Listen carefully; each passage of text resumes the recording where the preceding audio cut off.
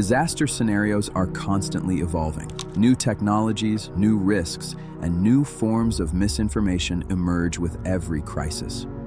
For journalists covering disasters, staying safe and effective is not something that can be achieved through initial training alone. Continuous training is essential.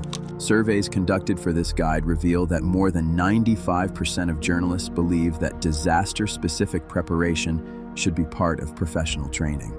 At the same time, over 92% report lacking sufficient information about what actions to take during disaster coverage, and more than 85% state that practical exercises or simulations were not included in their training.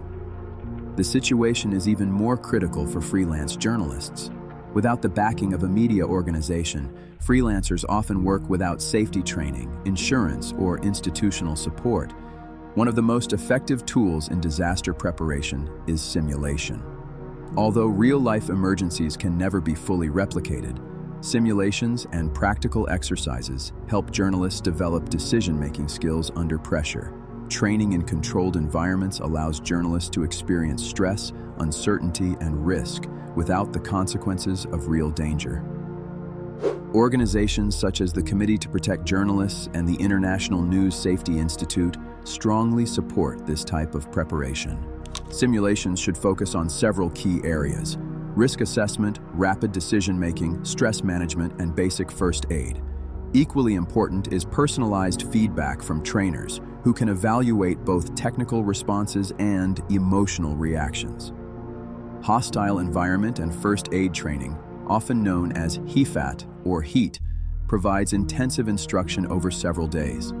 These courses cover kidnapping scenarios, border crossings, active shooters, ambushes, communication under threat, risk evaluation, and life-saving first aid for severe injuries. Also, virtual reality training is increasingly valuable.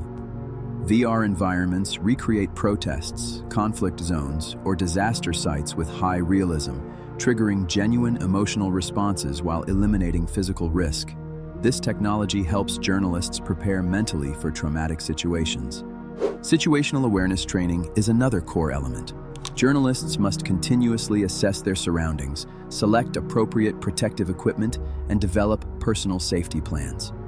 Beyond simulations, journalists benefit from practical manuals and case studies, which provide step-by-step exercises and safety standards for crisis reporting.